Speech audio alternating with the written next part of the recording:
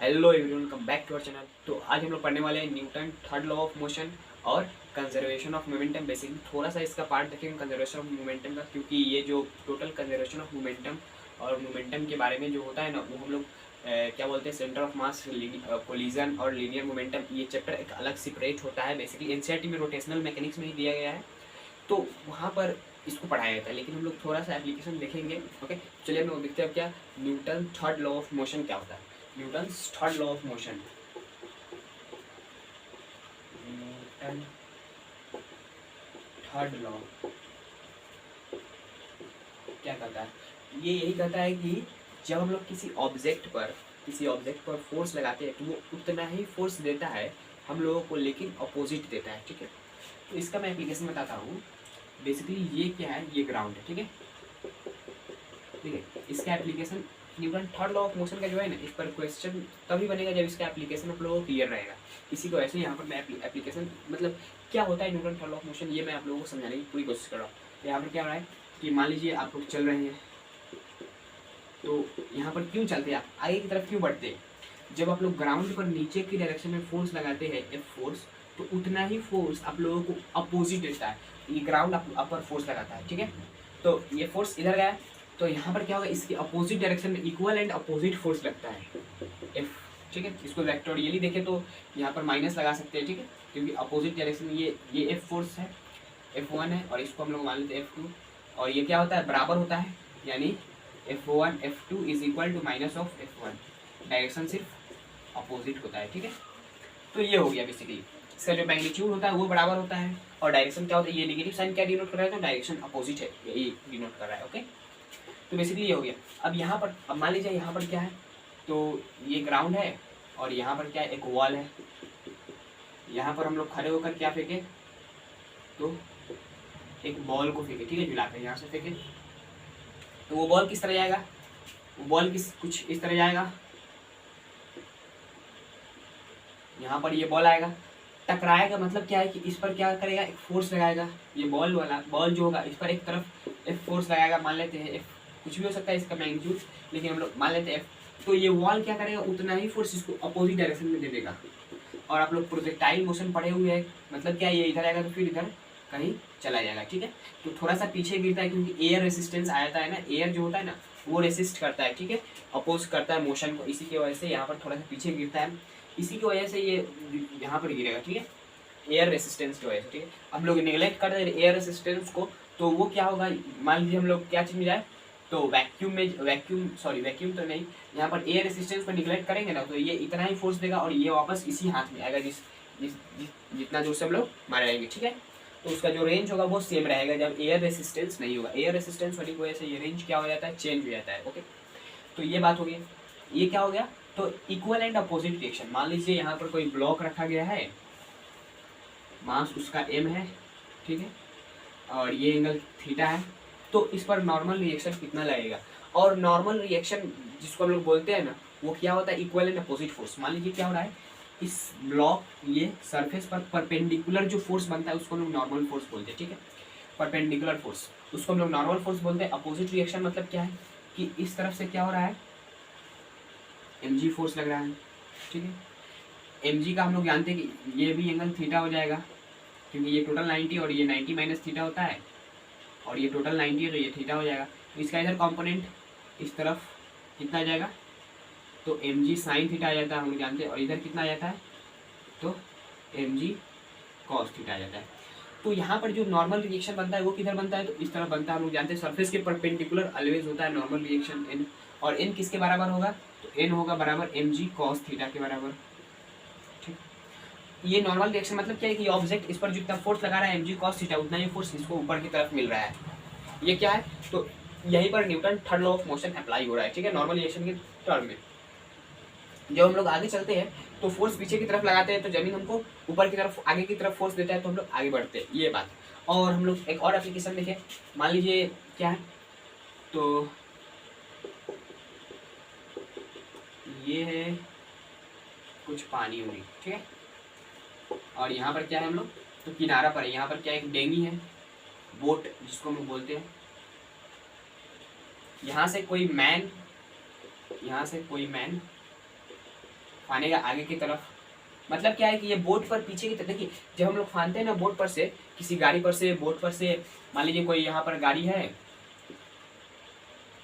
ठीक है, कार है, कुछ भी है, तो यहाँ से हम जब हम लोग यहाँ पर खड़े हैं और यहाँ से जैसे ही फानेंगे ना नीचे की तरफ रोड पर, तो क्या होगा, ये जब जब हम लोग फानेंगे तो इस पर नीचे की पीछे की तरफ फोर्स लगाएंगे, और उस फोर्स ये क्या करेगा, इक्वल फोर्स देगा आगे की तरफ। तो इस फोर्स की वजह से इसके फोर्स जो गाड़ी दिया है फोर्स, उसकी वजह से आप आगे जाएंगे, और आप जो फोर्स दिए उसकी वजह से आप पीछे, ये गाड़ी पीछे जाएगा। ठीक है, वही कंसेप्ट यहाँ पर भी हो रहा है। जो हम लोग इस बोट पर फोर्स लगाते हैं, तो वो बोट जिस हम लोग जो फोर्स लगाते हैं इस तरफ, तो वो बोट इसका कंपोनेंट इधर लेकर कुछ एंगल थीटा से ये पीछे की तरफ जाता है। ठीक है, और क्या होता है कि आगे की तरफ ये फोर्स जो ये देता है हम लोगों को इस तरफ एफ फोर्स, इस फोर्स की वजह से हम लोग आगे जाते हैं। ठीक है, तो ये बात है। जैसे ये हो गया एप्लीकेशंस पूरा। तो Newton third law of motion यही कहता है कि every action has equal and opposite reaction.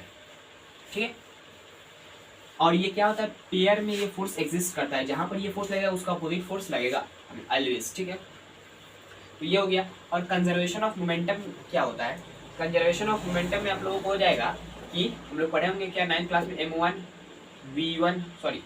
u1 initial speed u होता है ना, u से डिनोट करते हैं, m1 u1 plus m2 u2 is equal to m1 v1 plus m2 v2। ये कब होता है, जब क्या हो, बॉडी पर एक्सटर्नल फोर्स अप्लाई ना हो। मतलब क्या, कौन सा कंडीशन हो, तो F net is equal to 0 पूरे सिस्टम पर। मतलब क्या है कि यहाँ पर एक मास है m, इनिशियल स्पीड u से चल रहा है, यहाँ पर एक मास है क्या, तो u2 से चल रहा है, मास m2 है, और यहाँ पर क्या है, u1 is greater than u2। मतलब क्या है कि ये टकराएगा, मान लेते हैं टकराएगा, तो क्या हो जाएगा, तो ये टकराने की वजह से इसका स्पीड कुछ बदल जाएगा, m का स्पीड हो जाएगा क्या, तो v1, और m2 का स्पीड क्या हो जाएगा, ये m1 v2 हो जाएगा।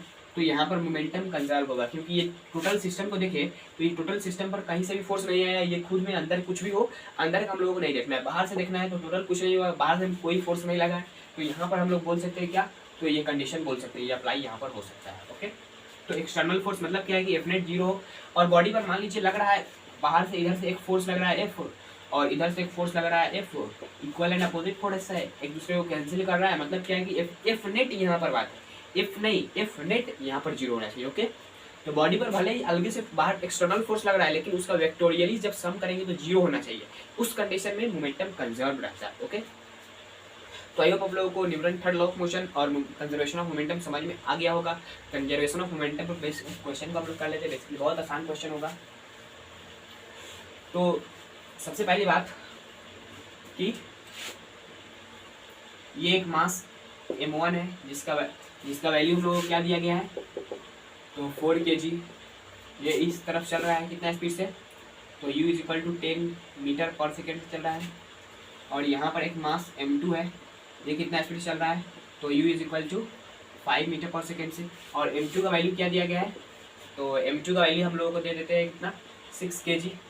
और ये टकराने के बाद, ठीक है, टकराने के बाद क्या होता है कि यहाँ पर ये दोनों ऑब्जेक्ट एक दूसरे के साथ ही चलते हैं। ठीक है, ये अलग नहीं होते, सेपरेट नहीं होता। ये m1 है और ये m2 है, एक ही चिपक के चल लेते हैं। जब टकराने के बाद क्या होता है, ये मान लीजिए ये दोनों ऑब्जेक्ट है, ये चल रहा है, ये टकराया, उसके बाद ये साथ, यहाँ से टकराने के बाद ये साथ ही चलने लगे। ठीक है, कुछ वेलोसिटी v से, तो हम लोगों को क्या फाइंड करना है, ये वेलोसिटी v फाइंड करना है।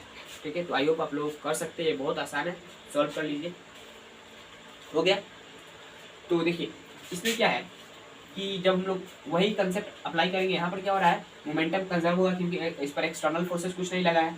तो यहाँ पर क्या होगा कि m1 u1, इसको u2 मान लेते हैं, m1 u1 plus m2 u2 is equal to, यहाँ पर कंसेप्ट यहाँ पर यूज क्या होगा, ये जो मास है ये दोनों साथ चलने लगे। क्या है कि ये जो मास साथ चलने लगे, तो मतलब क्या है कि